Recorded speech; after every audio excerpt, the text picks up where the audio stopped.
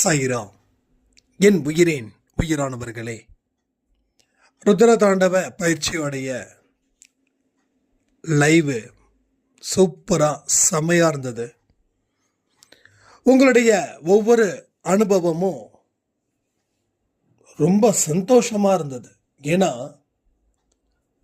நான் நினச்ச கொஞ்சம் பேர் தான் இதனுடைய அனுபவத்தை பெற முடியும், நிறைய பேரால் இது செய்ய முடியாமல் போயிடுமோன்னு சொல்லி ஒரு பயம் எனக்குள்ளே இருந்துச்சு.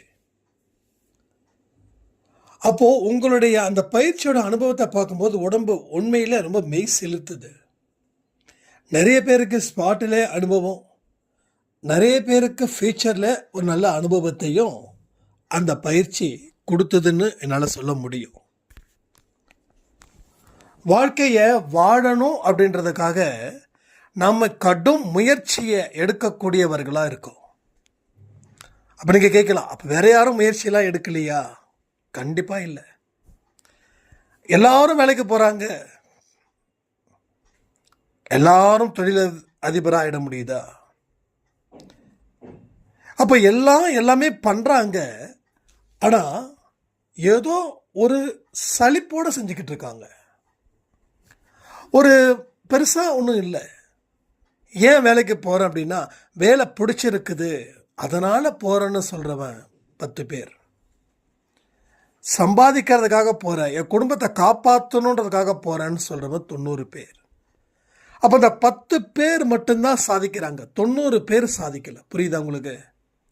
அந்த 10 பேரும் வேலை பார்க்குறாங்க, அந்த 90 பேரும் வேலை பார்க்குறாங்க. ஆனால் எந்த மனநிலையில் வேலை பார்க்குறாங்க அதுதான் முக்கியம். அதே போல் நீங்களும் சாயப்பா கிட்ட எந்த மனநிலையில் இருக்கிறீங்கன்றது தான் முக்கியம். அது அருமையான மனநிலையை நீங்கள் வச்சுருக்கீங்க. உண்மையிலே சொல்கிறேன், நீங்கள் ரொம்ப சந்தோஷமாக இருக்கு. ஏன்னா அவ்வளவு சீக்கிரம் இந்த இடத்துக்கு வர முடியாது. இன்னைக்கு 10 மணி பதிவில் கூட சாய் குருவில் கூட நான் ஒரு முக்கியமான விஷயத்த சொல்லியிருந்தேன். சாயப்பா கிட்ட நெருங்கிறதுன்றது சாமர்த்தியமான வேலை கிடையாது.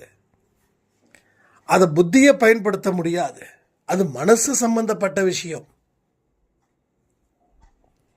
அதே போல இங்க நீங்க தொடர்ந்து நிற்கிறீங்க அப்படின்னா நீங்க எவ்வளவு பெரிய ஒரு போராட்டத்தை போராட தயாரா இருக்கீங்க.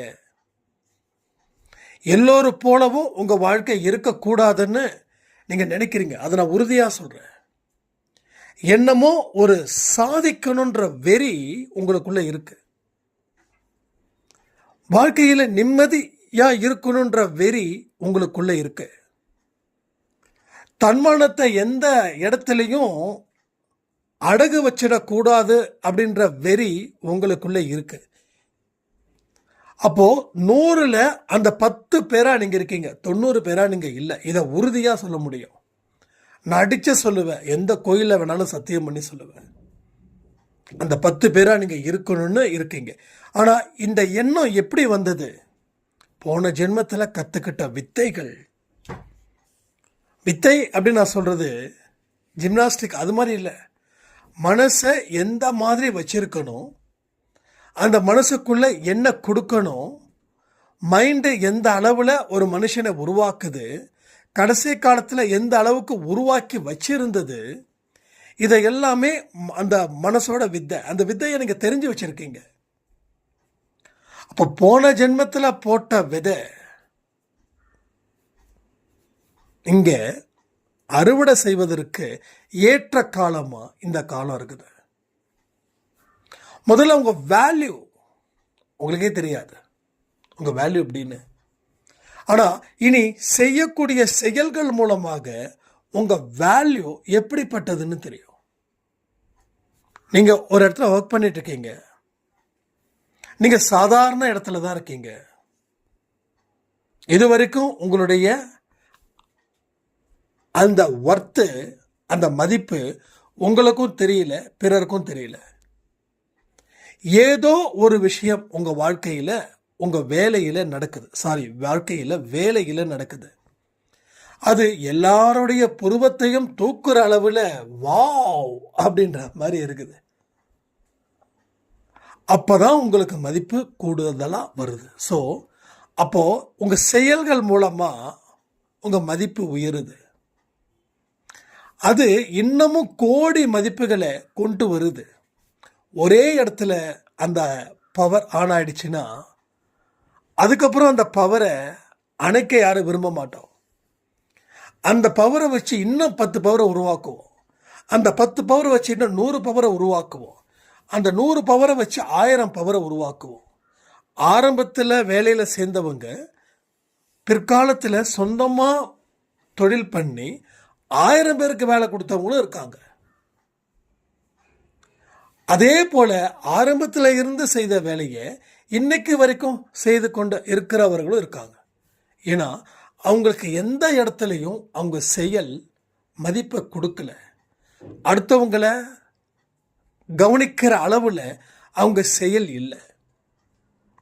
அப்போ உங்களுக்கு அடுத்தவங்க கவனிக்கிற அளவுக்கு உங்கள் செயல்கள் மென்மையாக இருக்கும், பவர்ஃபுல்லாக இருக்கும், வாழ்க்கையை வளர்ச்சி அடைவதற்கு தேவையானதாகவும் இருக்கும். அப்போ அந்த செயல் எப்போ நடக்க போகுது அதுக்காக காத்துக்கிட்டு இருக்க, அதற்காக சந்தோஷப்பட்டுக்கிட்டு இருங்க, அதற்காக நம்பிக்கையோடு இருங்க.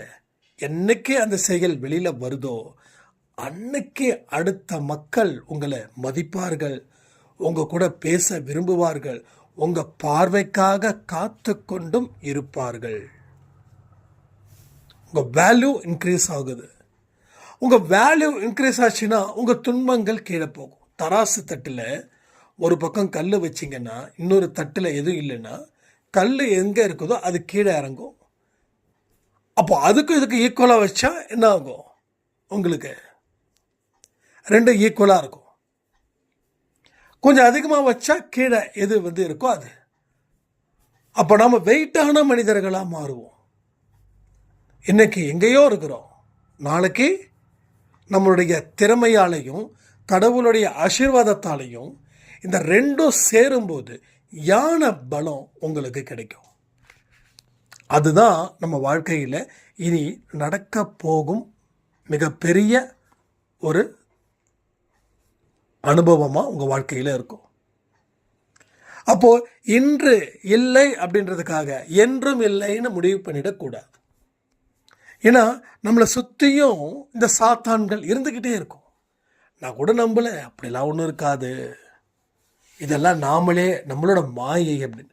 நாம் ஒரு ரூட்டுக்கு போகணும்னு நினைப்போம், அந்த ரூட்டில் பயணம் செஞ்சால் நல்லதுன்னு நினைப்போம், பயணமும் செய்வோம். ஆனால் கொஞ்ச நாட்கள் தான் செய்வோம், அதுக்கப்புறம் பயணத்தை செய்ய மாட்டோம்.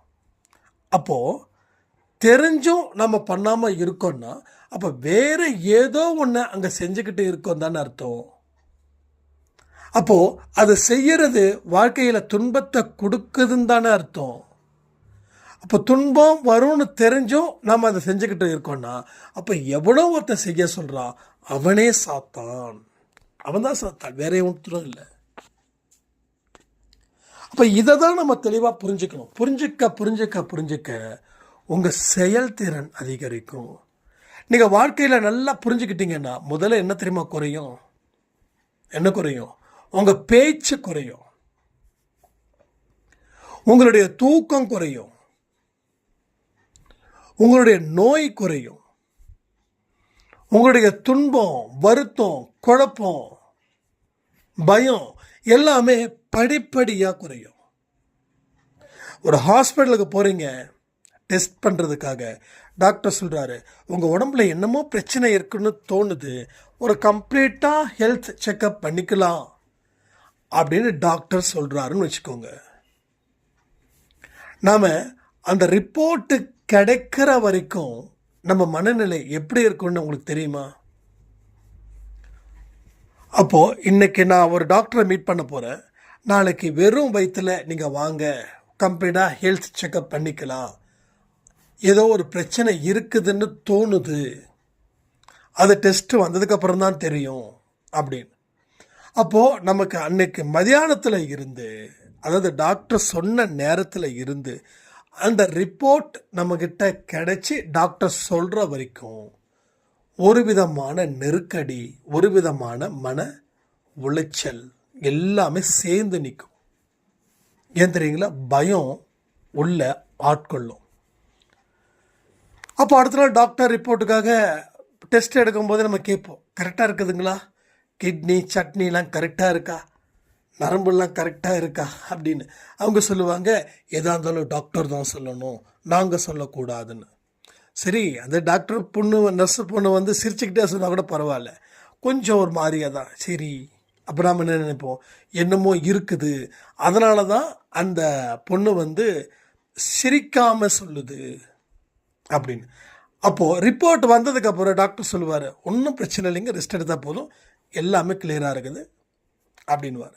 அப்போ அந்த பொண்ணு ஏன் அப்படி சொல்லுச்சுன்னா, அந்த பொண்ணுக்கு ஒரு நாளைக்கு 20 ரிப்போர்ட்டு 30 ரிப்போர்ட்டு பார்க்குறாங்க, இருக்கிற பேஷண்ட்டெல்லாம் அந்த பொண்ணை டார்ச்சர் பண்ணும்போது அந்த பொண்ணு பழகிடுது.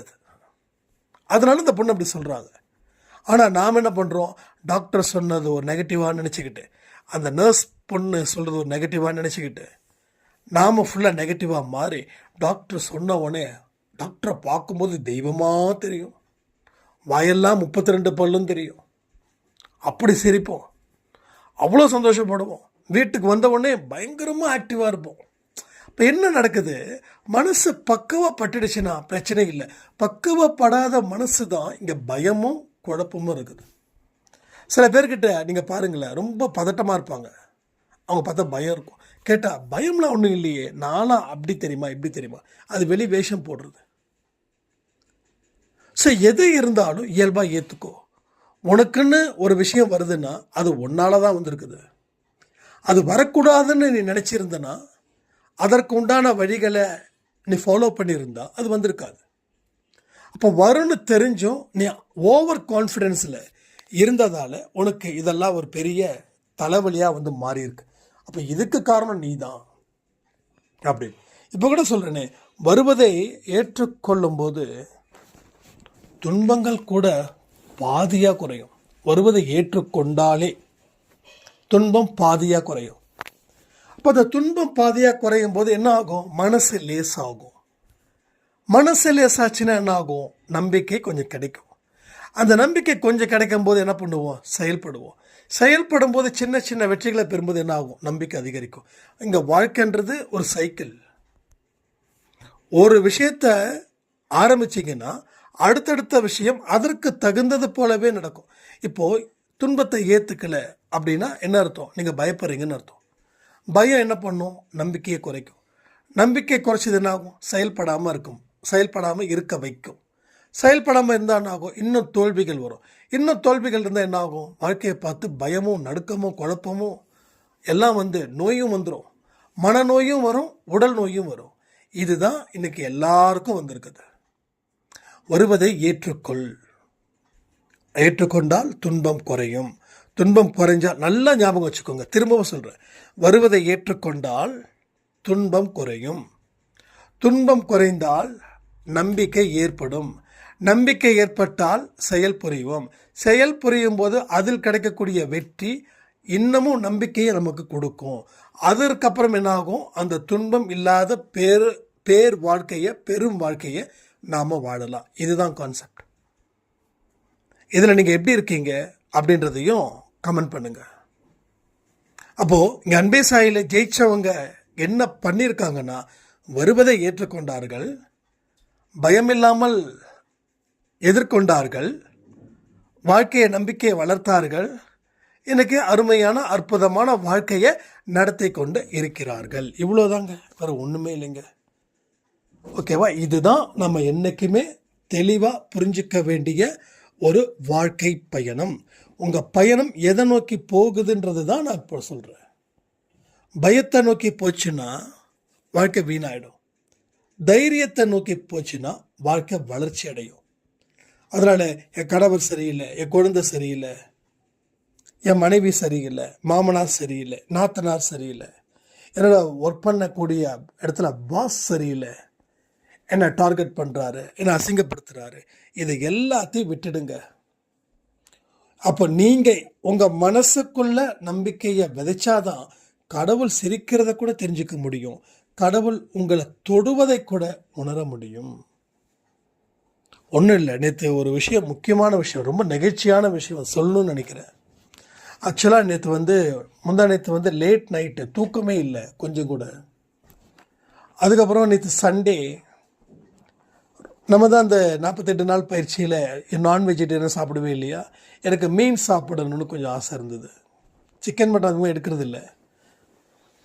அப்போ சரி மீன் செஞ்சோம், சாப்பிட்டோம். அது 48 நாள் கழித்து சாப்பிட்டதால அது ரொம்ப தூக்கமாக வர ஆரம்பிச்சிடுச்சு. தூக்கம் வர என்ன ஆகிடுச்சு, எனக்கு ஒர்க்கெலாம் இருந்தது, கொஞ்சம் அப்படியே ஒர்க்கெலாம் பண்ணிகிட்டு இருக்கும்போது நைட்டு எப்பயுமே 9லேருந்து 9:30க்குள்ளே ஆரத்தி ஸ்டார்ட் பண்ணுவேன். அப்போது எப்பயுமே சாய்ப்பாட சாங் ஓடிக்கிட்டே இருக்கும் வீட்டில். ஒரு ஸ்டேஜில் தூக்கம் கண்ணை சொக்குது, டைம் பார்த்தா மணி 9:15 9:20 வந்துருச்சு. சரி, என்றைக்குமே அந்த லைவில் நம்ம சாய்ப்பாக்கு ஒரு ட்ரெஸ்ஸை போட்டிருப்போம், நீங்கள் பார்த்துருப்பீங்க, அது புது ட்ரெஸ்ஸு. என்றைக்குமே வெல்வெட் கிளாத்து அவர் நைட்டு தூங்கும்போது போடுவோம். நீங்கள் நல்லா பார்த்தா தெரியும், நைட்டு தூங்கும்போது தலையில் கேப் இருக்காது அவருக்கு, ஒரு வெல்வெட்டு 2 ட்ரெஸ்ஸு மாற்றுவோம். காலையில் ஒரு ட்ரெஸ்ஸு, அதுக்கப்புறம் நைட்டு ஒரு ட்ரெஸ். ஆரத்தி எடுக்கிறதுக்கு முன்னாடி அந்த ட்ரெஸ்ஸை மாற்றிட்டு தான் ஆரத்தி எடுப்போம். இப்போ என்ன ஆச்சு, புது ட்ரெஸ்ஸு அப்படின்னு சொல்லி எனக்கு ரொம்ப சிம்பிளாக கொடுக்கணும். ஏன்னா நீங்கள் இது வரைக்கும் மாலையோடு தான் பார்த்துருப்பீங்க இல்லையா சாய்ப்பாவை. எனக்கே சம்டைம்ஸ் சாய்ப்பா மாலையோடு பார்க்குறது பிடிக்காது. ஏன்னா அவரோட அழகு, அந்த ஸ்டைலு எல்லாமே மறைஞ்சிடும்னு சொல்லி நான் தேர்ஸ்டே கோயிலுக்கு போக மாட்டேன், மற்ற நாள் போவேன். ரொம்ப சிம்பிளாக இருப்பார், ஒரே ஒரு மாலையோடு இருப்பார். அப்போ சரி ஓகே அதுவும் இது பண்ணலான்னு சொல்லிட்டு டக்குன்னு பண்ணிட்டு வச்சுருந்தோம். டக்குன்னு பார்த்தா மணி 9:20 9:25. சரி ஆரத்தி வேறு எடுக்கணும், சரி எடுத்துடலாம். தூக்கம் கண்ணை சுக்குது, கண்ணெல்லாம் ரெட்டிஷ் ஆகுது, அப்படியே கொட்டாவியாக வருது. நான் அவ்வளோ சீக்கிரம் தூங்குவேன்னு நான் எதிர்பார்க்கவே இல்லை. வெளியில் வரும்போது கரெக்டாக பிளேலிஸ்ட்டில் சாய்ப்பா நைட்டை இரவு ஆரத்தி ஓடுது. நல்லா புரிஞ்சுக்கோங்க, இரவு ஆரத்தி. இப்போ அது என்ன பண்ணணும், நான் மறுபடியும் டிவி ஆன் பண்ணி யூடியூப்பில் பிளேலிஸ்ட்டில் போயிட்டு அதை இது பண்ணுறதுக்கு அதுக்கு ஒரு 15 நிமிஷம் ஆகும். அப்போ ட்ரெஸ்ஸு சேஞ்ச் பண்ணுறதுக்கு ஒரு 15 நிமிஷம் ஆகும். அப்போ நைட்டு போகிற ட்ரெஸ்ஸு தான் நம்ம அன்றைக்கி லைவுக்கு போட்டிருந்ததால் கேப்பை மட்டும் எடுத்தாச்சு, எக்ஸ்ட்ரா செயின் எடுத்தாச்சு, ருத்ர மாலை அந்த இது மட்டும் மாலை மட்டும் இருக்குது, ருத்ராட்ச மாலை, ருத்ராட்ச மாலை மட்டும் இருக்குது. போனால் அடுத்த 2 நிமிஷத்தில் ஆரத்தியோட விளக்கை ஏற்றணும், டக்குன்னு முடிச்சிட்டோம். இல்லைனா அரை மணி நேரம் ஆயிருக்கும். அப்போது என்ன நடக்குதுன்னா, என்னுடைய பசங்க, என் குழந்தைங்க ரொம்ப டயர்டாக இருக்காங்க, நான் அவங்களுக்கு ஹெல்ப் பண்ணணுமே அப்படின்னு சொல்லி கிட்டத்தட்ட 300-400 சாங்ஸ் இருக்குன்னு நினைக்கிறேன் எனக்கு தெரிஞ்ச வரைக்கும் அந்த பிளேலிஸ்ட்டில். அது ஒன்று போட்டால் அது ஆடியோவில் ஓடிட்டுருக்குது, அது ஒன்று போட்டால் எங்கேயோ இருக்கும், நைட் ஆரத்தி தேட முடியாது. போனால் கரெக்டாக வெளியில் போகிற அவரோட ரூமுக்கு ஹாலுக்கு போகிற டக்குன்னு அந்த சாங் இன்பம் சிறக்கம் அப்படின்னு அந்த ஸ்டார்ட் ஆகுது. இம்மீடியட்டாக ஆரத்தி எடுத்து அடுத்தது நைட்டு கூட சாப்பிடல, அப்படியே படுத்து தூங்கியாச்சு. என்னென்னா அவர் எந்த அளவுக்கு நம்மக்கிட்ட ஒரு ஃப்ரெண்ட்லியாக இருக்கார் அதை சொல்கிறதுக்கு தான் இது. அப்போது எல்லாமே அவர் உங்கள் கூடவே இருக்கிறாரு, 24 மணி நேரமும் உங்களை பற்றியே அவர் செஞ்சுக்கிட்டு இருக்காரு. அதனால் எதை பற்றியும் எந்த கவலையும் படாமல் வாழ்க்கையை வாழுங்கள் சொல்லி இந்த பதிவை நான் முடிக்கிறேன். ஜெய் சாய்ராம்.